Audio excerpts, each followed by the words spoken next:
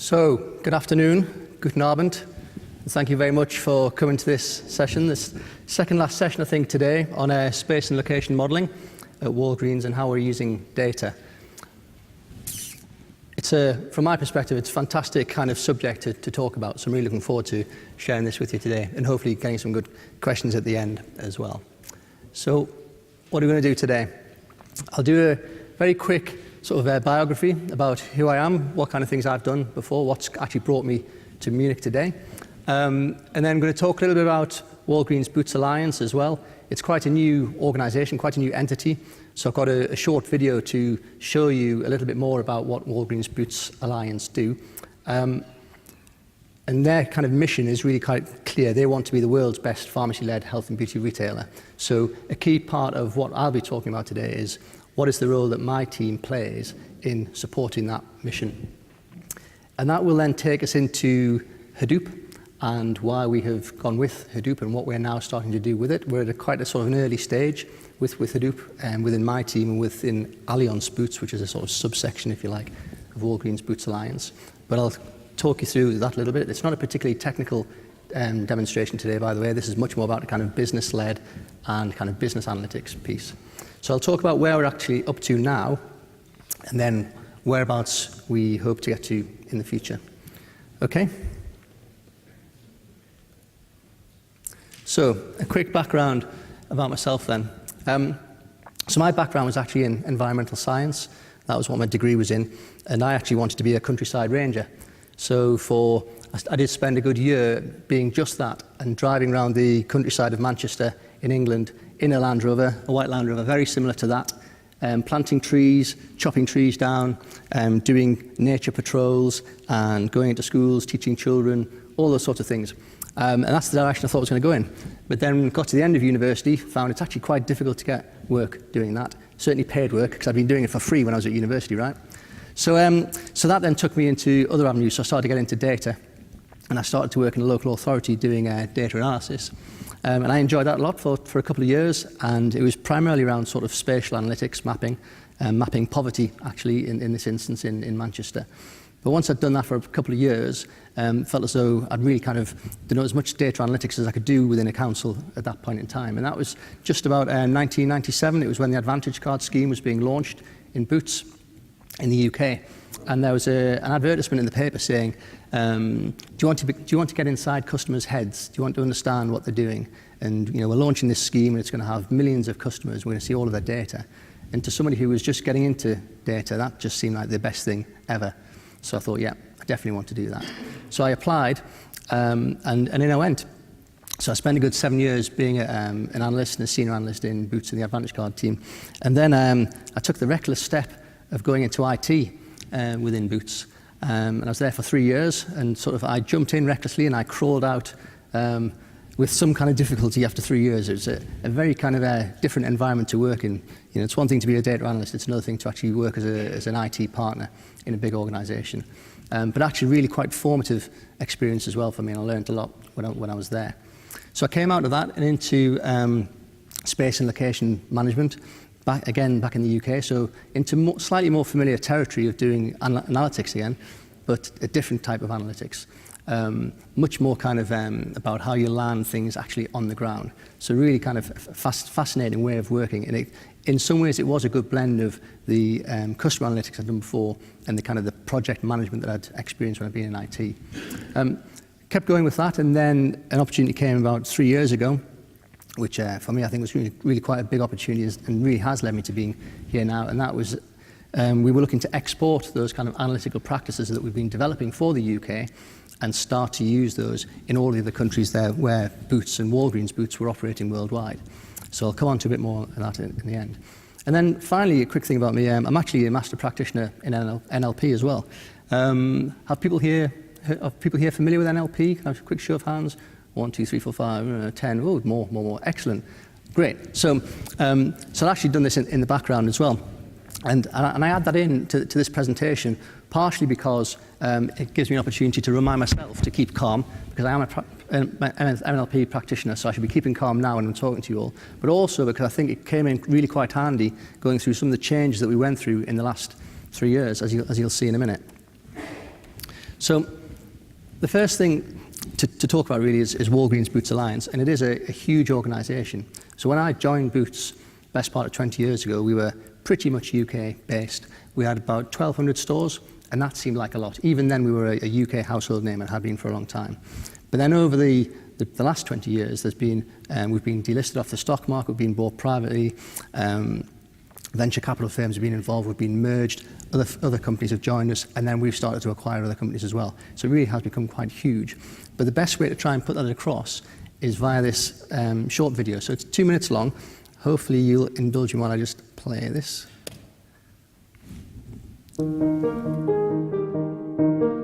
Walgreens Boots Alliance is the first global pharmacy-led health and well-being enterprise. With a presence in more than 25 countries and with more than 400,000 employees globally, Walgreens Boots Alliance is an unprecedented partnership of retail pharmacy and pharmaceutical wholesale. At its core is Global Brands, which through a combination of world-class innovation, commercial expertise and consumer insight offers competitive advantage for our retail pharmacy businesses and third-party retailers by providing a flexible, agile and focused support network. Our assets and capabilities as a global organisation enable us to create an end-to-end value chain that truly sets us apart. This is enabled by 3 centres of excellence: Global Insights, Global Consumer Brands, and Global Sourcing, Manufacturing and Supply. Global Insights has unrivaled access to market, patient and consumer insights. This includes 2 of the world's most successful loyalty programs, which combined have more than 100 million active members globally. This knowledge allows our partners to respond actively to changes in modern retail. Through Global Consumer Brands, we develop and nurture powerful consumer brands that inspire people to feel their best every day. We do this through a portfolio of global standalone brands such as No. 7, Soap & Glory, Liz Earle and Sleek, as well as a portfolio of retailer-owned brands. Our brands benefit from world-class innovation in skincare, cosmetics and health, as well as in-house consumer testing facilities. We're positioned to support these brands with internationally recognised and applauded formulations. We also partner with leading names to create beautiful products under their brand that can be purchased across our retail network. In global sourcing, manufacturing and supply, we have a robust platform to share products with the world. We use a combined owned manufacturing and partnership sourcing approach to source, manufacture and deliver the best products at optimum value. These 3 centres of excellence make Walgreens Boots Alliance the clear partner of choice. Underpinned by a unique end-to-end value chain, we bring innovative, insight-grounded products to market faster and more efficiently than anyone else. Partnership is in our DNA, and together we are Global Brands.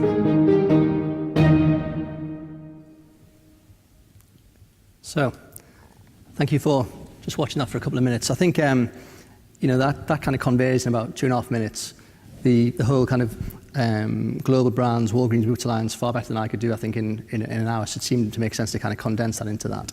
But what you would have seen in that presentation was the department Global Insights, and Global Insights is the team which I'm then part of. So for me, as someone who actually has worked with data for the last 20 years and becoming, in a sense, ever more kind of niche in terms of doing location type analysis and macro space type analysis, the opportunity that comes with now being part of a global organisation to do that in multiple different territories is fantastic. So I'm going to move on. So just some more kind of facts, many of which were kind of mentioned earlier on, so I'm not going to dwell on them too much more. But yeah, it is. I do look at these at this pack and think back to, as I say, when I first started, there was 1,300 stores, and now there's 13,000 stores, and there's soon to be more as well with various kind of acquisitions which are happening. So a little bit more about that kind of organisation then. So Walgreens Boots Alliance is the whole, that's across the top. But then that's kind of subdivided into Retail Pharmacy International. So these are our shops, these are our outlets in either the UK, but also Norway, Thailand, Mexico, Chile. There's then Retail Pharmacy USA, which is predominantly Walgreens, so 8,500 shops there. And then there's the pharmaceutical wholesale part as well. So this is where Stefano Pacina, who's our owner, this is the kind of the background that he came from building up pharmaceutical distribution networks and so on, before he then got into retail as well. Then underpinning that is this global brands piece. So that kind of realization that not only is Boots and Walgreens large-scale retailers, but we also have our own brands, and we actually have hundreds and hundreds of own brands. But the really big ones, like Number 7, Sultan, Soap and Glory, Liz Earle, etc., they're the really key ones. They're the famous ones. They're the ones that the customers will make a special visit because of. So there's a really kind of key part of the new Walgreens Boots organisation, which is about getting those brands into the relevant markets, into the relevant stores. So we talked a bit about being in lots of different markets, various different models, franchise models, actual real estate models and so on, but we are in a number of different markets, and my team's work now extends across at least 7 or 8 different markets, and this has all happened for us in the last 3 years.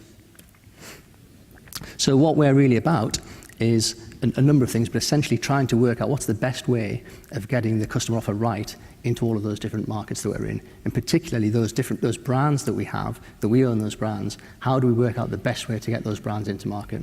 So that'll be a combination of choosing which markets those brands should be in anyway, and then which specific shops should they be in, and then how much space should we give in those shops to those brands, right down to ultimately which specific products do we put into there.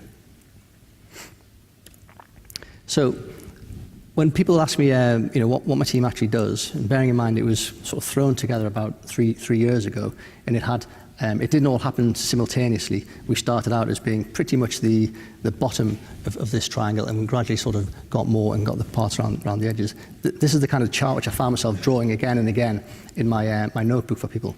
So I then turned it into a slide. But essentially, what we're talking about is different scales of decision. At the top end, we're helping to say, okay, so Boots now owns a chain of stores in Mexico. What should our strategy be in Mexico? And we do a project which is around about 16 weeks long, a combination of data insight and market research. And we help to create that initial strategy which sets that company in that country off. From that, and you'd like to think it was going to be sequential, but it doesn't necessarily always go sequentially. We then help to work out, so within a country, where should we be located? So it's really fairly simple somewhere like the UK, where we are pretty much everywhere. And then it's much more kind of fine-tuning about have we got a little bit too much space on that high street, a little bit too little. But basically we are everywhere. In other countries like Mexico, the Benavides company that Walgreens Boots took over, they were really heavily concentrated in 2 cities, Monterrey and Mexico City. And what they didn't know was where else should they be, and what would be the benefit of being all these other kind of places. So we'll come on in a couple of minutes as to what kind of work we did there, but just hold that thought. That's the kind of piece of when you have a portfolio, what's the next best thing to do with it? And then macro space and micro space, this is the part about, so macro space is your how many meters squared have I got of, say, hair care in a store. Micro space, what specific products, which variant of the Pantene am I going to actually stock? Quite a different kind of technique that we have for that, but definitely a really key part of our sort of skill set. And in fact, for macro space and micro space, my team's now the Global Centre of Excellence for Walgreens Boots Alliance in the creation of those sorts of models. Around the outsides, we've got the 2 other kind of supporting parts. So we've got the IT part. So I have an enormous team of 2 people in my IT team, one of whom isn't actually in the team anymore. He's left. So we are recruiting. But what they do is help to take us from having models which otherwise we might create in, say, Excel or Access or SQL Server, and they help us to scale it right up so we can do much, much more volume, much, much more quickly. Yeah. And then the trials part is typically we're at the kind of at the early stages of doing something with a new country or a new brand. So a lot of investment's going to be made, and the question is, does it really, really work? So we have a kind of an expertise, if you like, in that kind of trial and control test methodology. This next slide I kind of I put together one time because people, as we were starting to do more and more things with different countries, people would just get really impatient and say, have we got the data yet? Have we got all the Mexico data yet? And people who aren't really involved in data, it's just data to them. Yeah. So trying to explain that there's a world of difference between having the data that we need to do that customer strategy piece at the top, where what we're talking about is some kind of Mintel reports and some stuff which you can easily get onto a spreadsheet, and the data which you need at the bottom to do the part to do with ranging, where we need absolutely billions of records. There's a world of difference, and it's down at that bottom end that we start to get into the world of terabytes, and that's where we're starting to use Hadoop. Okay? Am I talking too quickly, by the way, or can people follow me okay? Great, thank you. So, quick overview of the megaspace side of things. And within my team, by the way, I think we're about 13 people all in all. So for each of those different kind of sections, it's roughly 1 or 2, maybe 3 people, sort of specialisms. So on megaspace, the piece to do with where we locate and how we choose to do that, we had already built up a lot of expertise doing this for the UK. And having the Advantage card, loyalty card, is a real big support in doing that, because from that you can really understand what your customers are, the way your customers are performing spatially. So we create these catchment type maps, and this one is an area just north of Nottingham, and it's where the person who actually did this map lives, strangely enough. And the idea of this is you pull in all that sales data for a given store, but you understand which postcode it's come from, and then you can rank all the postcodes in terms of their contribution to that store.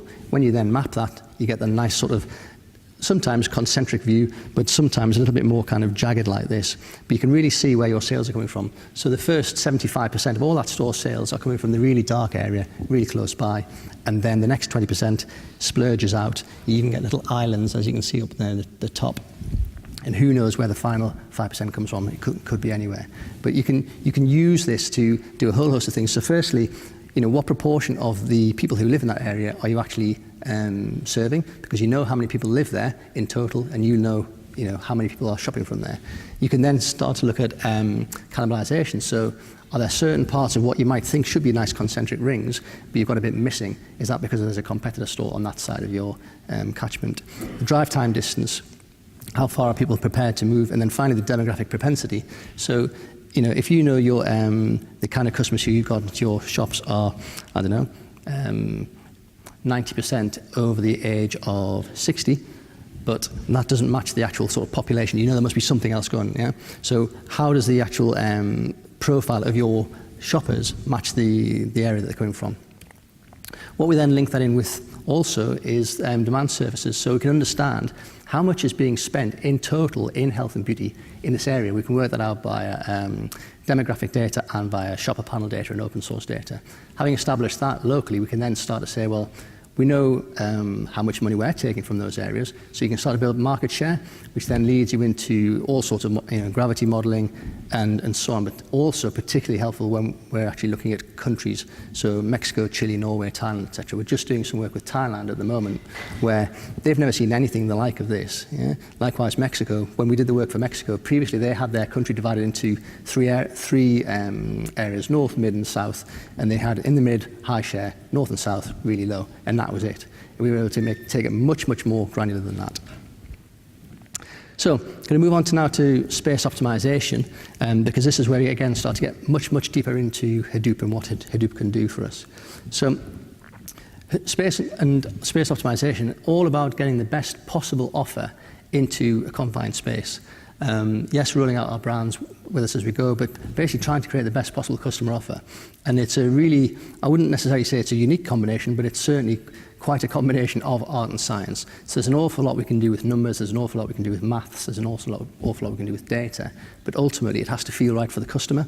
So typically what we will create as space analyzers is numerous different views of what is the best way to do something, how best to do something with a store. Because it's all very well to have the mathematical optimum, but the store has to feel right for the customer. And there are all manner of nuances which are involved in laying out a store and merchandising a store, which until you really get into it, you'd never know.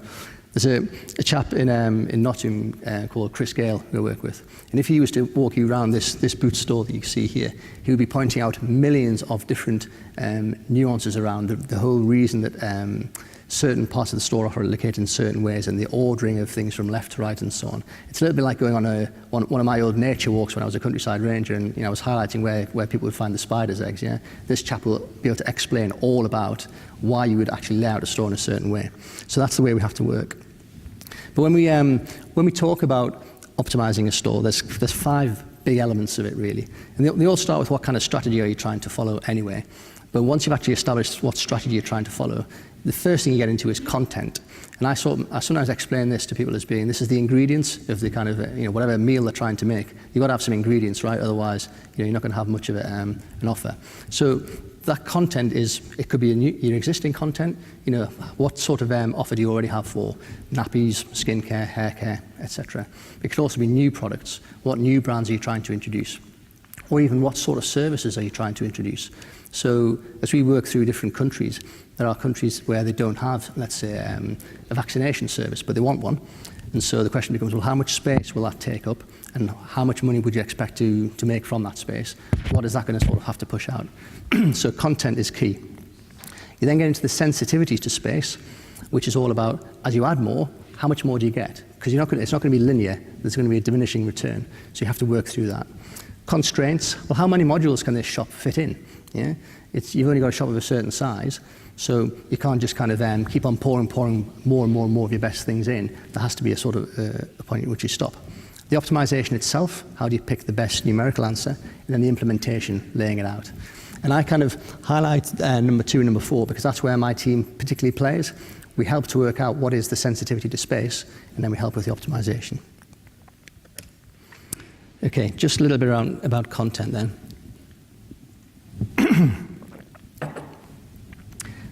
As I've pretty much already said, the content can be a variety of things.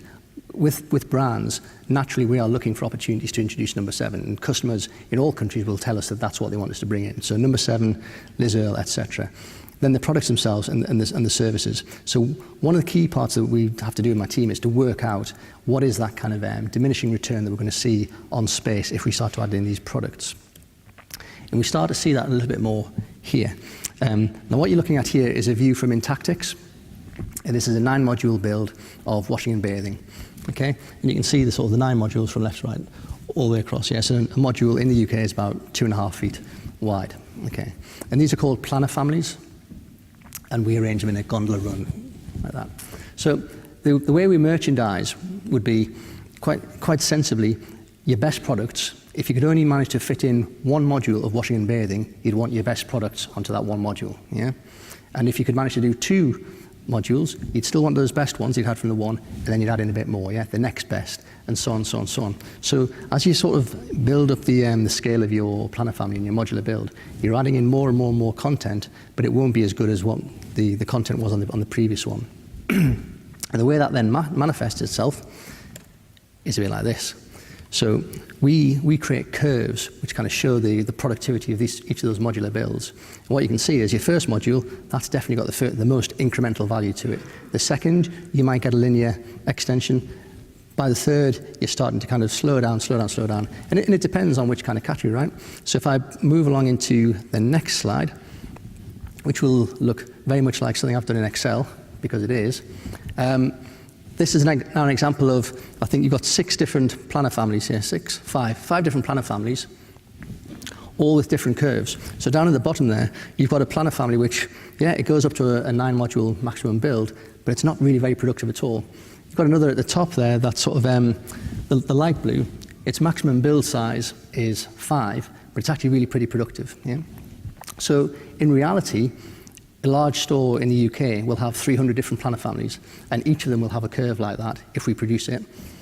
So what we are dealing with is creating curves, and this is where we use an awful lot of data. We're creating curves for every single store in a given country. So in Walgreens, 8,000 stores, maybe 200 curves each, and in each situation, it's absolutely custom built for that specific store. So what we then have to do is work around those constraints. So this is a layout. This is, I think this is actually store 3750 Jester Boulevard in Houston, Texas. And I know that because we actually did a piece of work in that very store when we were proving to Walgreens Boots Alliance that we could actually extend our methodologies. So Having created all these curves using an awful lot of data, because the data we're actually using is a combination of the rate of sale, but also really significantly the loyalty of each individual customer to each individual product. And we boil up all of that information over time to create a loyalty score unique for each individual product. Having created all that data, we then have to put it through our own in-house algorithms. The actual optimization part isn't, there's lots and lots of different ways to optimize. And so, we have two or three of our own, but there's others available. In the UK, we use Oracle RPAS to do the optimization, whereas internationally, we just create our own.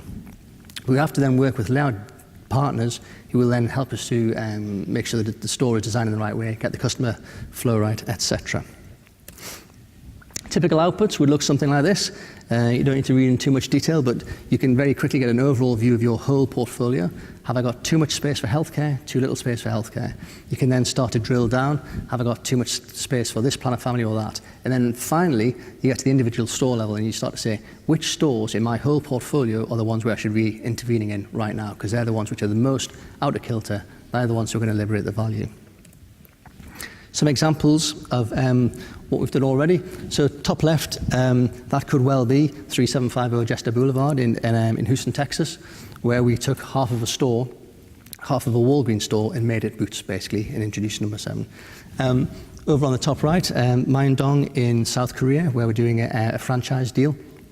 So I think there's 7 stores where we've actually done space optimization for them. And then down the bottom left, Ahumada is in Chile, so they have 800 stores. And we are well through process now of creating optimized layouts for them. And then Benavides in Mexico at the bottom. Again, we've landed trials there. The level of the uplift we're seeing is pretty significant. So double-digit uplifts in those stores because of a combination of the new mix that we're putting in and the optimization methodologies as well. We wouldn't typically see uplifts as high as that in the UK unless we were, again, bringing in something really quite unique. A quick slide to say, needless to say, what we will do with all of the work of this sort of, we exercise rigorous trial and control analysis. So in the UK, we use APT software, and likewise Walgreens use APT software. So we're doing a lot more kind of best of both methodologies with them now to work through, how to get the best actually out of that software. In international markets, Norway, Thailand, etc., we just create our own methodologies in Excel or whatever. So having talked through a little bit the analysis, a little bit more about what was involved in the last sort of 3 years really organisationally.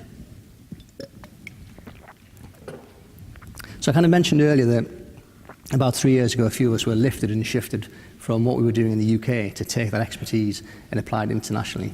At first, it was just 5 of us who were moved out. As I say, it's grown up to now 12. And I think what struck me at the time was how sort of enormous an opportunity was, but how also there would be no end of potential excuses for us to get it wrong, because it was so difficult to actually be able to do any of this kind of thing in another market. So we started with Thailand.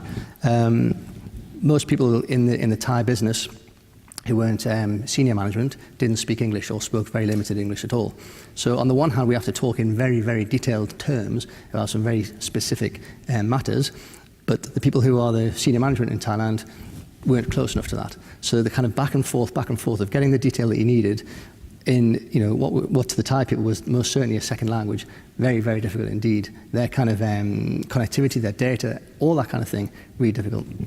And so what, as a team, we sort of established early on, and this is where the NLP thing comes in, was that bit about, well, with an opportunity like this, wouldn't it be good if we actually managed to pull it off? And every day we'd have to say, wouldn't it be good if we could do it? What would it take to get it to happen?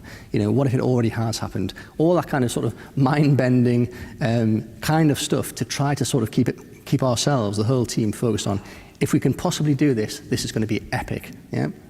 And so we did manage to get a result in Thailand. And it was from doing it in Thailand that we were then asked to do in for Walgreens. And that then seemed like an even bigger challenge, because at this point we didn't have the kind of data we needed, we didn't have the systems we needed. We were using very old pieces of kit, literally sitting bolted into bits under our desks, just as kind of proof of concept to demonstrate we could do it. And that was the whole process of getting the buy-in for what would later come down the line when we'd actually invest in Hadoop. In terms of data, we did a lot of standardizing data sets. So you can imagine in the UK we had a lot of data sets and data variables in code which were very specific to the UK. You know, do all this stuff except for store 61, don't do it there. That sort of thing. So we had to kind of strip all that kind of thing right out and really sort of focus on the idea that we were going to look for a kind of a one-click approach, that we would get the maximum, all the data sets into one place, get them all in the same format, and as far as possible allow things to run through them. So the streamlining part as well. In the UK, we have done work around assortment, which has taken what used to be a 3-week piece of work with a lot of manual input right down into an hour. And that's by sort of understanding the whole process end to end, understanding if you actually create all the data in one go for each of these, for a year or 2 years in one go, you take out all that manual input. And I think the people who we did that for were absolutely stunned by the idea that it was possible to go from 3 weeks down to 2 hours, 1 or 2 hours, but it has been. So in terms of the technology part, we started to work on including and working with Hortonworks and Hadoop. It was around about a year or two, maybe a year and a half ago. Lots of the business case type of work, the business case being fed by some of the early successes we'd had with Thailand and the UK and Walgreens. But essentially what we were looking for was something where we could expand as and when we needed to, because at that point certainly we were getting a new country almost by the week. There are still other kind of countries which we think are going to kind of come online, but we needed to be able to scale as and when we wanted to. We need to be able to get a lot of data in there, and we wanted something which we could use for lots of other purposes as well around the company.